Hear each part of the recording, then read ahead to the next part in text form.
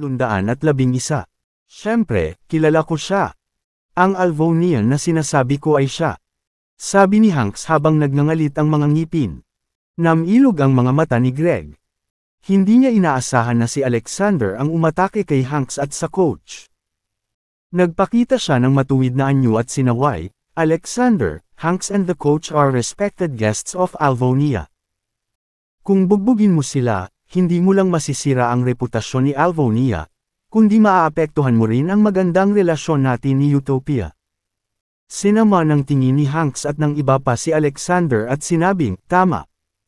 Pagkabalik ko sa Utopia, ilalantad kaagad ang iyong mga bastos na pag-uugali sa Twitter at hahayaan ang lahat sa Utopia na husgahan ka.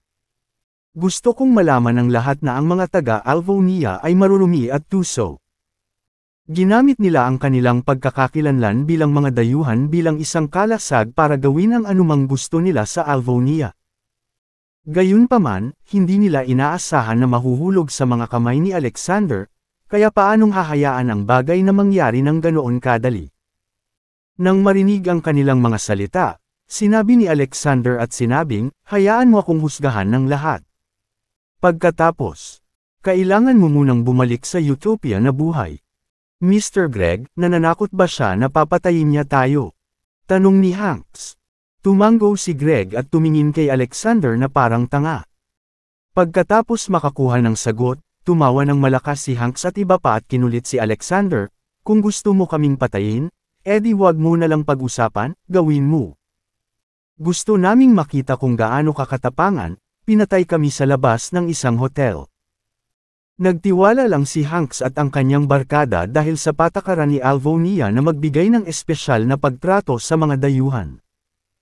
Halimbawa, kung ang isang mamamayan ng Alvonia ay nawala ng bisikleta at gumawa ng ulat sa pulisya, ang pulisya ay dadaan lamang sa mga pamamaraan bilang isang formalidad. Nakasalalay sa kanila swerte kung mahahanap o hindi ang kanilang bisikleta. Sa kabilang banda, kung ang isang dayuhan ay gumawa ng ulat sa pulisya para sa parehong dahilan, ang pulisya ay nagpapakalat ng malaking bilang ng mga lalaki upang imbestigahan ang mga bagay na ito hanggang sa matagpuan ang bisikleta. Ito ay dahil sa oras na ayusin ang mga kaso sa loob ng 24 na oras. Kahit na si Alexander ay makapangyarihan at kayang patayin sila, hindi sila naniniwala na si Alexander ay maglalakas loob na gawin iyon, lalo na sa labas ng isang hotel. Si Alexander ay tumingin sa kanila ng malamig at sinabing, meron hindi kailangan ng labis na paraan. Naalala mo ba yung sinabi ko sa harap ng martial arts gym kahapon? I'll get someone to throw you into a shark tank kung hindi ka aalis sa lugar na ito ngayong araw. Bago pa makapag-react si Hanks at ang iba pa, tumalikod na si Alexander. Pagkatapos ay inutusan niya si Diane, kunin mo silang lahat. Oo, boss. Sagot ni Diane at naglakad papunta sa kanila. Naiinis na tumingin kay Diane ang matipunong Hanks at coach. Bagamat natalo sila ni Alexander, ginawa ba niya? Akala ba talaga sila ay mahina? Paano sila nasusupol ng isang babae lang? How funny! Nakatayo si Hanks, at nang makalapit si Diane, iniwas niya ang kanyang kamao. Ginamit niya ang lahat ng kanyang lakas sa suntok na ito. Dati, nagawa niyang mapalipad si Francis sa isang suntok, kaya naniwala siyang sapat na ito para masaktan siya ng husto. Gayunpaman, sa kritikal na sandaling ito, biglang nawala si Diane sa kanyang paningin. Bago pa malaman ni Hanks ang sitwasyon, naramdaman niyang may lumitaw na figure sa kanyang kanina. Nagulat siya, at nang magsasalita na sana siya, tinamaan ng matigas na tadtad ang kanyang leeg.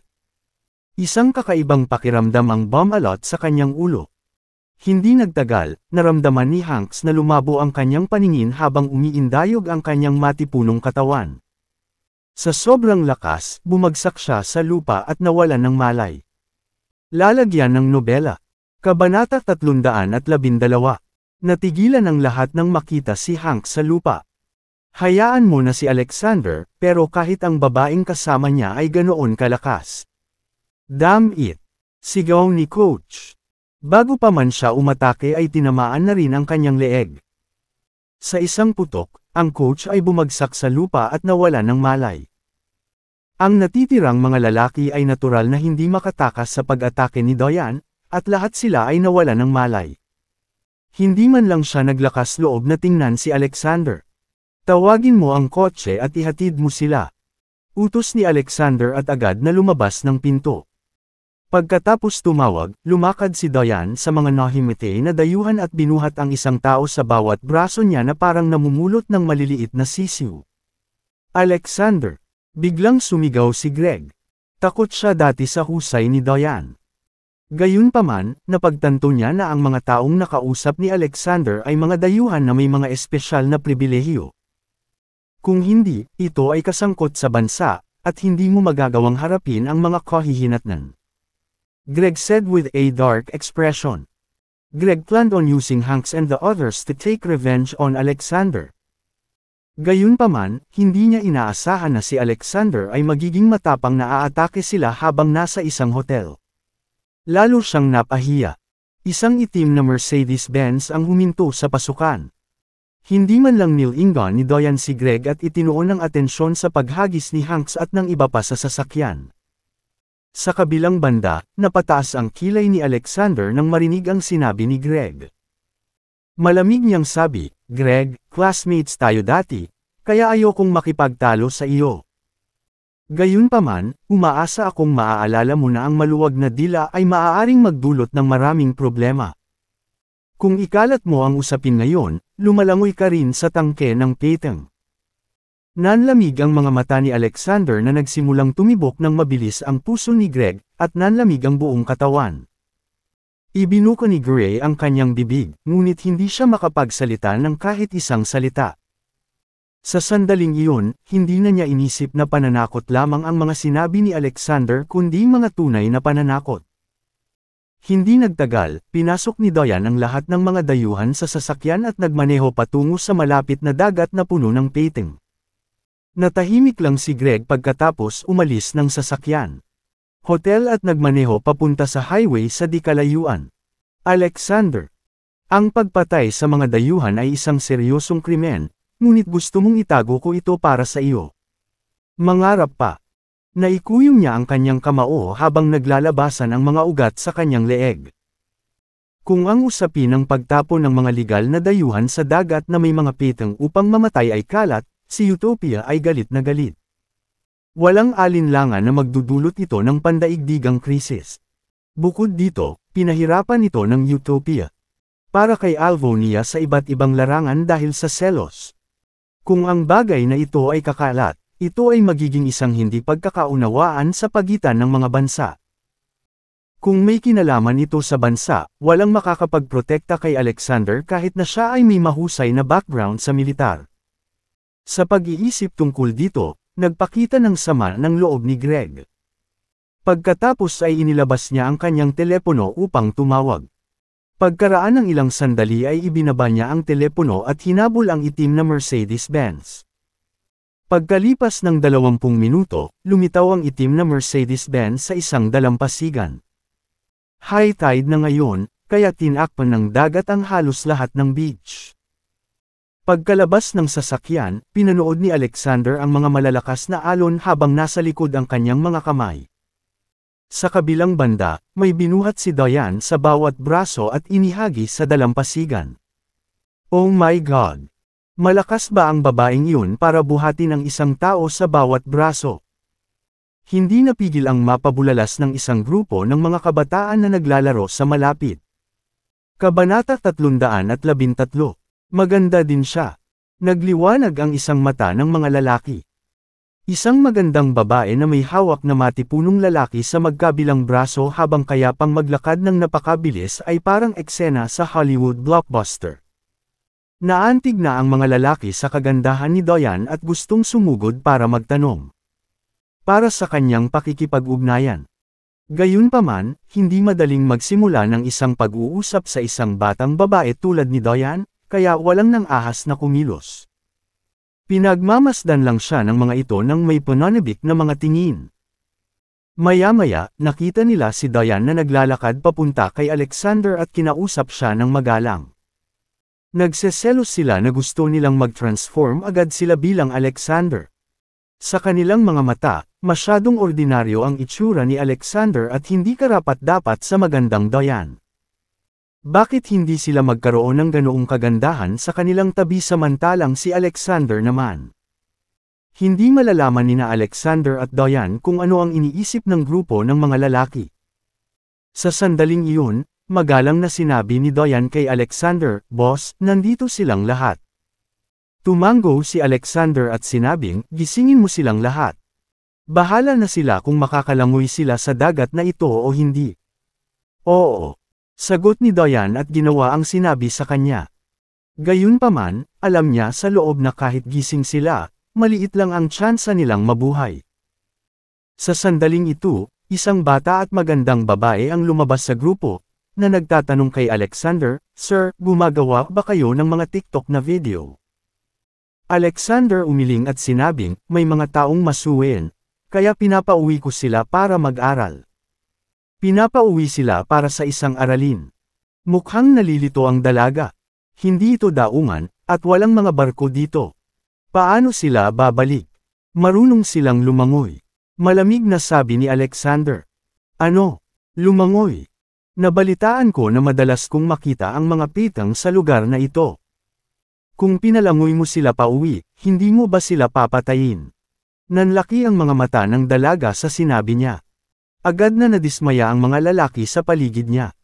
Sabi ng isang batang lalaki na crush niya, "Sandy, huwag kang maniwala sa kalokohan niya." Bago pa makapag-react si Sandy, sinabi ng lalaki kay Alexander, "Hindi ba kumukuha ka lang ng TikTok videos? Anong meron sa yabang na yan? Kung hindi lang gawa, sinong maglalakas loob na magtapon ng napakaraming dayuhan sa dagat?" Naiinggit siya kay Alexander dahil sa kagandahan ni Diane. Gayunpaman, nang makita ang babaeng gusto niyang kausapin si Alexander, sumama ang kanyang kalooban. Mukhang gusto niya itong agawin kay Alexander. Sa kasamaang palad, hindi mapakali si Alexander sa kanya. Nang marinig ang sinabi ng bata, lumingalinga si Sandy sa paligid at nalilitong sinabi, "Wala namang kamera sa paligid, tama ba?" Sa sandaling ito, si Hanks at ang iba pa ay ginaisang ng Diane. "Nasaan ito?" Tanong ng grupo habang hawak ang ulo at hinawakan ang parte ng leeg nila na tinamaan ni Diane. Nagulat si Hanks at iba pa habang sinisigawan si Alexander, "Loko ka. Kami ay dakilang mamamayan ng Utopia. Kung maglakas loob kang itapon kami sa dagat, tiyak na magsisimula ng digmaan ang Utopia kay Alvonia. Kung magsisimula ang dalawang bansa ng digmaan dahil sa iyo, sisisihin ka ng buong mundo." Kabanata 314. Nagmukhang matuwid ang grupo na para bang hindi sila ang unang nang insulto kay Alvonia. Hindi mapakali si Alexander na kausapin sila sa puntong ito. Agad niyang inutusan si Diane, "Itapon mo na sila." "Yes, boss," sagot ni Diane. Binuhat niya si Hanks at ang coach at itinapon sila sa dagat. Splash! Splash! Ang dalawang matipunong lalaki ay dumaong sa mga alon na mga 10 talampakan ang layo mula sa dalampasigan. Natigilan ang grupo ng mga kabataan. Talagang itinapon nila ang mga tao sa dagat. Ito ay hindi lamang isang gawa. Matapos itapon si Hanks at ang coach sa dagat, tumagal ng ilang oras bago nila tuluyang naiangat ang kanilang mga ulo sa ibabaw ng tubig. Bagamat lahat sila ay marunong lumangoy, ang mga alon ay masyadong malaki para sa kanila. Para magtagal. Bukod dito, ang patuloy na presensya ng isang palatandaan na nagbabala sa kanila tungkol sa mga peteng ay naging sanhi ng kanilang takot. "Ikaw bastard, ilabas mo kami dito. Hindi mo kayang harapin ang kahihinatnan." Nagpupumigla si Hanks habang sumisigaw siya ng malakas. Noon pa man ay iniisip niya na tinatakot lamang sila ni Alexander. Sa sandaling ito lamang niya tuluyang napagtanto ang katotohanan. Matapang talaga si Alexander. Siya ay isang mapahamak na baliw. Hindi nagtagal, ang lalaking may crush kay Sandy ay mapanuksong nagsabi, "Direktor, kailangan mong pretuhin ang mga dayuhang ito mamaya. Masyadong realistic ang acting nila." Ang iba ay nagdududa sa kanyang mga sinabi. Malamig na sigaw ni Diane sa natitirang mga dayuhan, "Gusto mo bang paalisin ko rin kayo, o kayo na mismo ang gagawa? Huwag. Kumuha ng ilan ang isa sa kanila. Hakbang paatros. Nakasimangot si Diane habang binuhat siya at itinapon sa dagat. Sa pagkakataong ito, mas lumayo pa siya kaysa kay Hanks at sa coach. Ang mga natitira ay namutla sa takot habang sinasabi nila, talon tayo. Hindi nagtagal, umiyak sila habang sumusugod sa mabangis na alon. Ang huling tao ay lumuhad sa harap ni Alexander at nagmakaawa, Sir, maawa po kayo sa akin.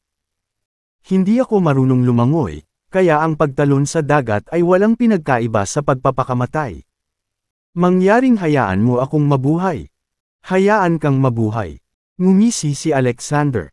Nabigyan ko na kayong lahat ng pagkakataon, pero hindi kayo marunong magpahalaga. Sarili mo lang ang masisisi mo. Kaway ng kamay, binuhat ni Diane ang lalaki sa kwelyo niya at inihagis sa dagat. Ako, hindi ako marunong lumangoy. Sagipin mo ako. Ayokong mamatay. Nagpatuloy ang paghingi ng tulong, na sinamahan ng matinding pag-ubo at pagsusuka. Nagbago ang ekspresyon ng grupo ng mga kabataan. Noon lang nila napagtanto na may mali. Ang lalaking kanina pa ay matigas ang ulo ay natakot hanggang sa puntong mabilis siyang kumuha ng kanilang. Umatras at hirap na napalunok ng laway. How was this a act? Ito ay pagpatay. Naikuyong ni Sandy ang kanyang mga kamao at naglakas loob na sabihin kay Alexander, wala akong pakialam kung ano ang sama ng loob mo sa kanila, pero hindi ba nagpapakita na patayin ang pagtapon ng taong hindi marunong lumangoy sa dagat? Hindi ka ba masyadong malupit para panoorin silang malunod hanggang mamatay? Mamam, medyo malupit. Sumulyap si Alexander sa kanya at tumango. Nang marinig ang kanyang mga salita, medyo kumalma si Sandy. Habang iniisip niya na hinihiling ni Alexander kay Diane na iligtas ang mga taong iyon, sinabi ni Alexander, hindi bagay na nandito ka. Umalis ka na kasama ng mga kaibigan mo. Napaawang ang bibig ni Sandy at ng iba. Parang kasing edad nila si Alexander, pero bakit parang naranasan na niya ang mundo? Yung lalaking hindi marunong lumangoy pupunta. Malunod agad. Yung iba hindi rin magtatagal. Dapat kang makakuha ng isang tao para iligtas sila. Kung hindi, tatawag ako sa 911. Kinuha ni Sandy ang phone niya at binantayan si Alexander. Kabanata 315. Si Sandy ay isang estudyante lamang mula sa malapit na unibersidad. Hindi pa niya nasaksihan ang madilim na bahagi ng lipunan. Sa kanya, kahit anong maling nagawa ng isang tao, hindi sila karapat-dapat sa kamatayan. Nang makitang hindi siya pinapansin ni Alexander, sinigawan niya ang mga lalaki sa kanyang grupo, hindi ba kayo marunong lumangoy? Iligtas sila. Kapag may nangyari sa kanila, buong Alvonia ang sisisihin. Napatingin ang iilang batang lalaki kay Sandy at sa nagpupumiglas na mga dayuhan, ngunit walang nang ahas na lumapit. Bagamat marunong silang lumangoy, hindi madaling iligtas ang matipunong lalaki sa loob ang mabangis na alon. Bukod dito, may mga peteng na naruroon sa lugar. Pabayaan ang pagliligtas sa mga dayuhan, sila mismo ang maaaring mamatay sa halip. Sandali, biglang umakbang ang kanyang admirer. Sandy, huwag kang mag-alala, ililigtas ko sila. Sigurado ka. Malalaki ang alon, at mabigat ang mga dayuhang iyon. Maging si Sandy ay nag-aalangan. Hinawakan ng bata ang kanyang kamay at naglagay ng taos-pusong ekspresyon. Sandy, basta gusto mo, gagawin ko kahit anong mangyari. Gayunpaman, para sa aking sariling kaligtasan, maaari ko lamang subukan ang aking makakaya. Hindi rin ako sigurado kung may iligtas ko ba talaga sila. Mamam, mag-ingat ka. Bumalik ka sa sandaling makaramdam ka ng mali, sabi ni Sandy na may luha sa kanyang mga mata. Naantig siya sa bata, kaya paano niya maaalala ang kanyang lihim na motibo? Sa katunayan, matagal nang binalak ng bata na pumunta sa dagat para sa kaunti. Sasabihin niyang wala na siyang lakas bilang dahilan para bumalik, kaya hindi siya pipilitin ni Sandy na magpatuloy. Sa kasong ito, wala siyang mawawala, at maaari rin niyang makuha ang puso nito. Ito ay isang magandang pagkakataon upang patunayan ang kanyang sarili. Mamam. Maliwanag ang ekspresyon ng bata habang hinuhubad ang kanyang sapatos at naglakad patungo sa dagat. Sa sandaling ito, lumitaw ang isang dragon na dagger sa mga kamay ni Diane. Sa isang mabilis na alon, isang buhangin na kanal ang lumitaw sa harap ng bata. Ang buhangin na kanal ay malawak at malalim, at ang bata ay hindi makatawid dito maliban kung siya ay umikot dito. Ang lakas ng loob mong makialam sa mga bagay ng Dragon King. Tumayo si Diane sa tapat ng buhangin at malamig na sinabi. Nang makita ng bata ang ekspresyon ni Diane, naramdaman ng bata na nanlamig ang buong katawan niya, at maging ang mga paa niya ay nanginginig. Get lost! Sigaw ni Diane sa grupo. Ang grupo, kasama si Sandy, ay nakaramdam ng panginginig sa buong katawan na parang nasa ice cellar. Pakiramdam nila ay tinutukan sila ng isang uhaw sa dugo na hayop, na nagbibigay sa kanila ng goosebumps. Sa isang titig, nagawa niyang bigyan sila ng ganoong pakiramdam. Masyadong nakakatakot ang magandang babaeng ito. Fair na. Walang pakialam ang bata sa kanya. Ay nawalan ng pagkakataong patunayan ang kanyang sarili kay Sandy. Ang iba sa kanila ay hindi rin naglakas loob na magbitaw ng kahit isang salita habang mabilis silang tumakas sa lugar na iyon. Inisip ng ilang mga lalaki sa kanila kung paano sila nahulog kay Diane at nagseselos kay Alexander noon, ngunit ngayon ay napuno na sila ng takot. Kayang pumatay ng mga dayuhan sa sikat ng araw, ang dalawang ito ay hindi mga tao na kayang saktan ng mga estudyante. Dragon King. Ang pangalang ito ay naging malalim na nakatanim sa kanilang mga puso. Ang magandang babaeng iyon ay nakakatakot na, ngunit ang ordinaryong lalaking iyon ay talagang tinatawag na Dragon King. Ano ang Dragon King? Habang mabilis silang lumalayo kina Diane at Alexander, may mga sirena sa di kalayuan. Hindi nagtagal, humigit kumulang 10 sasakyan ng pulis ang sumugod. Nang makita ang mga pulis na sumugod, ang mga estudyante sa wakas ay huminahon ng kaunti. Tinapik ni Sandy ang kanyang dibdib at masayang sinabi, nandito na ang mga pulis, kaya hindi na kailangang mamatay ang mga dayuhan ngayon. Kahit sino sina Alexander at Diane, magagawa nila. Huwag sumuway sa pulis, tama. Kabanata 316. Matapos huminto ang mga sasakyan ng pulis, 12 ng pulis ang lumabas at sumugod kina Alexander at Diane. Mr. Evans, sila na. Itinuro ng isang lalaki sina Alexander at Diane at sinabi sa mga pulis na nangunguna. Bago pa makapagsalita si Mr. Evans, nakarinig siya ng mga sigaw na humihingi ng tulong mula sa dagat. Mga opisyal, iligtas mo kami. Utopians tayo. Iligtas mo ako. Hindi ko na kayang tumagal pa. Sa tingin ko ay nakikita ko ang mga petang na dumarating. Nang marinig ni Mr. Evans ang kanilang mga salita, agad na inutusan ni Mr. Evans ang kanyang mga nasasakupan, iligtas sila. Nang ang mga pulis ay pupunta na sa dagat, sumigaw si Diane, dapat na dumaan muna kayo sa akin upang iligtas mo sila. Mr. Nag-iba ang ekspresyon ni Evans habang sinisigawan sina Diane at Alexander, mga bastos kayo. Mga dayuhang bisita iyon. Kapag may nangyari sa kanila sa Alvonia, walang sino man ang makakayanan ng responsibilidad. How dare you stop us from save them? Habang nagsasalita siya, iwinagayway niya ang kanyang mga kamay at inutusan ang kanyang mga nasasakupan, huhulihin muna ang mga kriminal na iyon. Oo. May ilang pulis na sumugod papunta kina Alexander at Diane. Pinanood ni Greg ang eksenang ito sa gilid habang natutuwa. Ngayong may ebidensya na siya na sinusubukang patayin ang dayuhang panauhin, tingnan natin kung paano babalikan ni Alexander ang sitwasyon sa pagkakataong ito. Natahimik ang grupo ng mga kabataan nang makita nila ang eksena. Hindi magtatagal bago mahuli ng mga pulis sina Alexander at Diane. Sa sandaling ito, isang paos na boses ang narinig. Tumigil ka. Kaagad, lumitaw ang isang nasa katanghaliang gulang na lalaki na naka-senior uniform. Chief. Nanlaki ang mga mata ni Mr. Evans nang tumawag siya. Ang nasa katanghaliang gulang na lalaki ay ang hepe ng Cloudtopia Police Headquarters, si William Parker.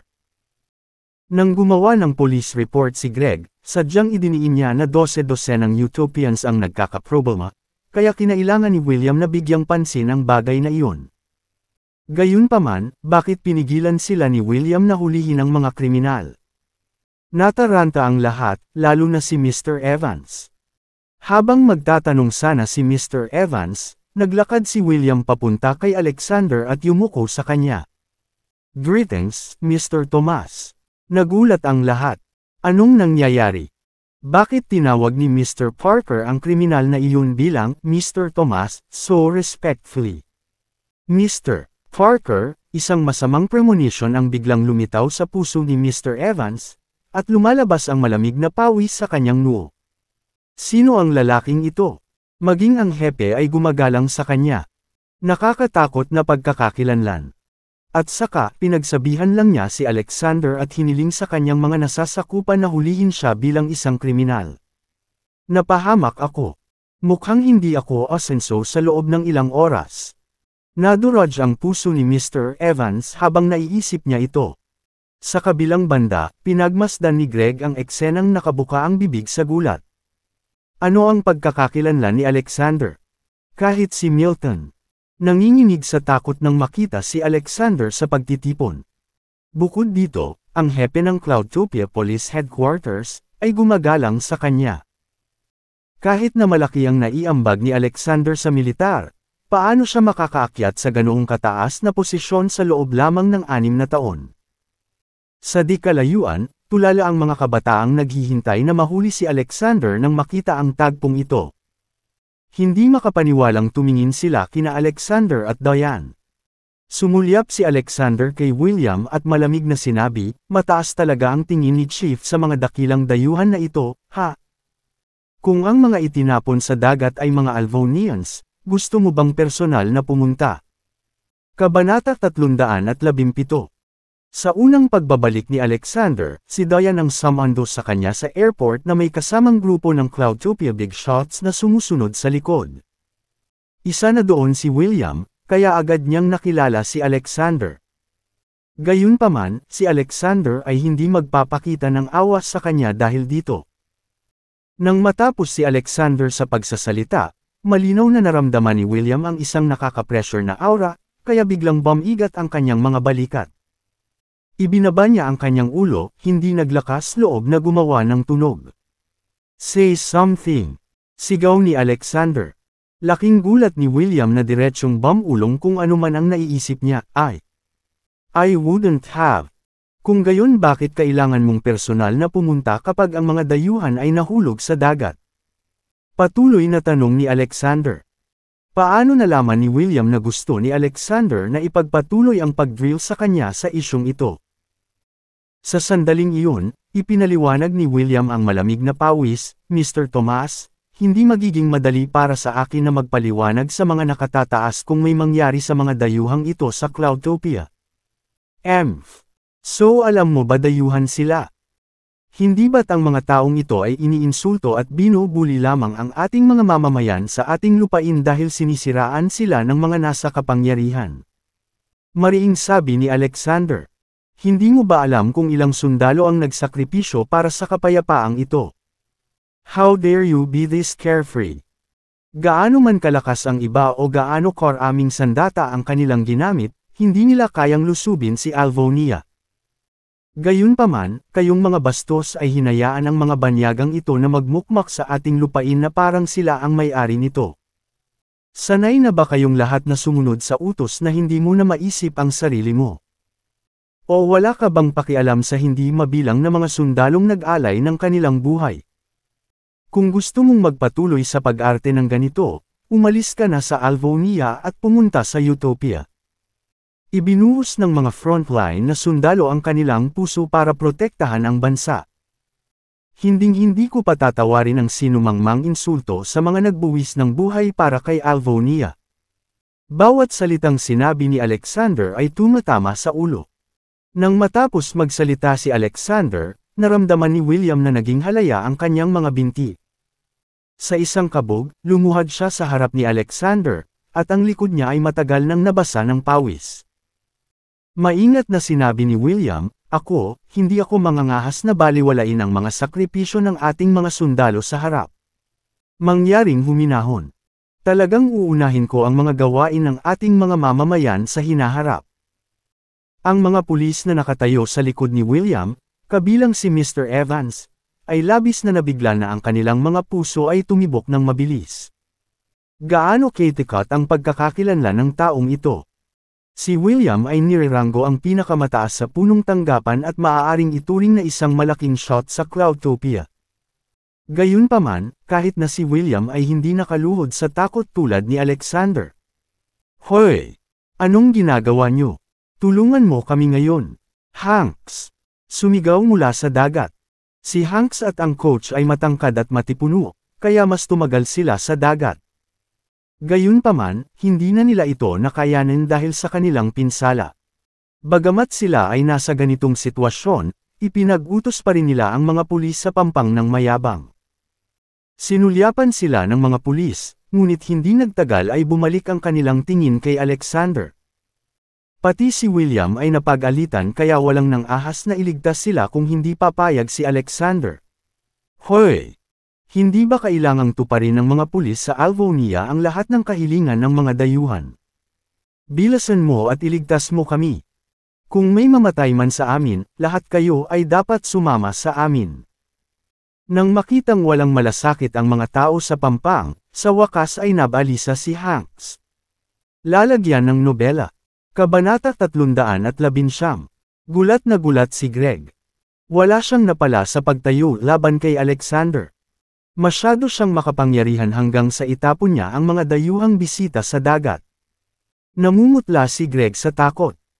Nauubusan na ng pasensya si Hanks at sumigaw, Greg, nakipag-ugnayan ka ba sa embahada ng Utopia? Bilasan mo at humingi ng tulong sa pulis. Hindi na tayo makakatagal pa.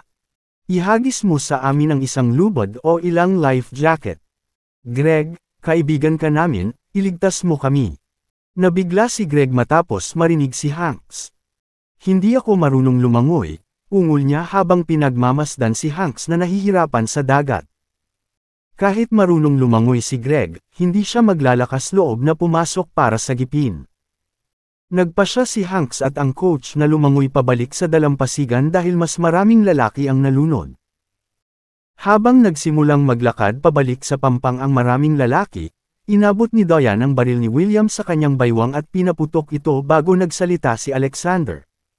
Ang coach ay binaril sa kanyang balikat. Pagkaraan ng ilang sandali, lumutang ang kanyang katawan sa ibabaw at nabahiran ng pula ang tubig sa paligid niya. Agad na huminto ang mga lumalangoy pabalik sa dalampasigan. Hindi inaasahan ni Hanks na papaputukan sila ni Diane. Dahan-dahan niyang ibinaba ang kanyang baril at sinabi, walang sino man sa inyo ang babalik sa pampang ng walang pahintulot ng Dragon King. Binigyan kita ng lahat ng pagkakataong umalis, ngunit walang sumunod. Sa makatuwid, magkakaroon ako ng isang tao na mga siwa sa inyong lahat habang lumalangoy kayo pabalik sa Utopia. Sabi ni Alexander.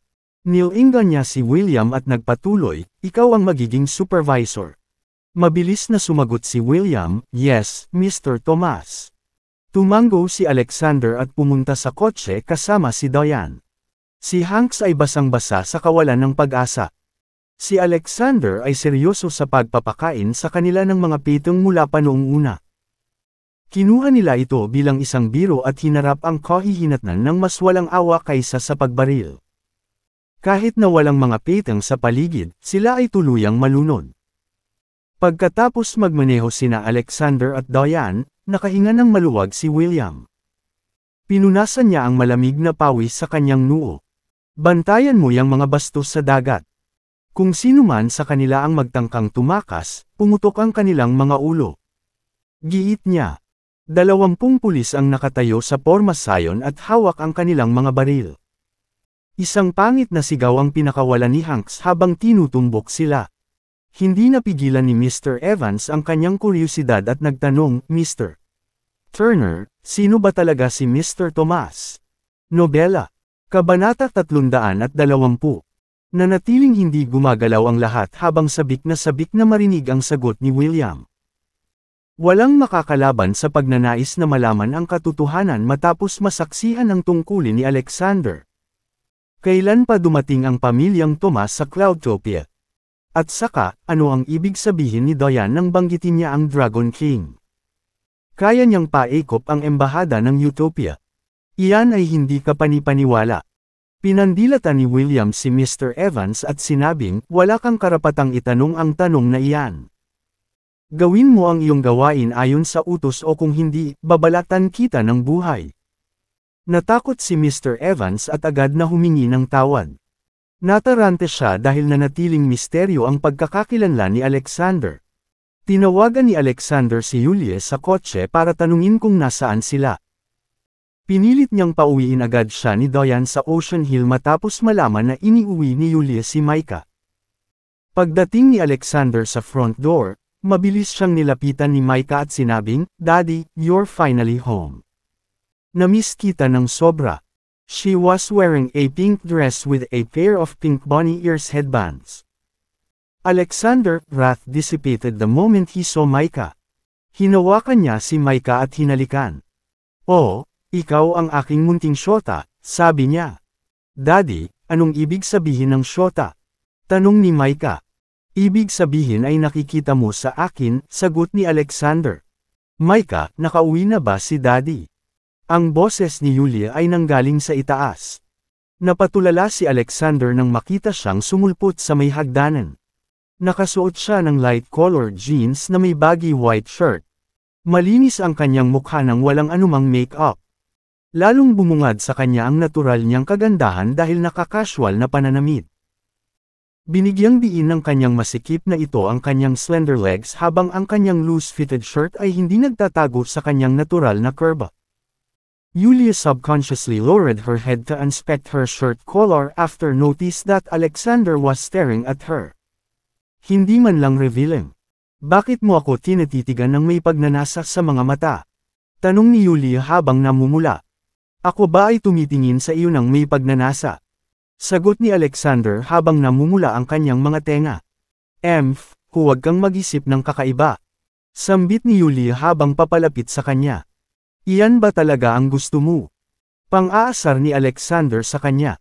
"Siyempre," sagot ni Julia. Parang may hindi nagtatapat sa sarili nila, nakangiting sabi ni Alexander. Kinurot siya ni Julia sa baywang at sinabing, nagulat si Alexander at sumagot, "Mahal, ang ibig kong sabihin ay maganda ka sa damit na ito." Bumitaw si Julia sa pagkakahawak at sinabing, Siyempre, I do." Nagpatuloy ang paglalandian nilang dalawa. "By the way, free ka ba bukas?" tanong ni Julia. "Depende kung sino." Nagtatanong. "Lagi akong available kung ikaw," nakangiting tugon ni Alexander. Julia rolled her eyes and said, "Dadalo ako sa isang class reunion, sumama ka sa akin kung may oras ka." Ngumisi si Alexander at sinabing, "Oo naman, pero ano ang aking pagkakakilanlan? Lalagyan ng nobela."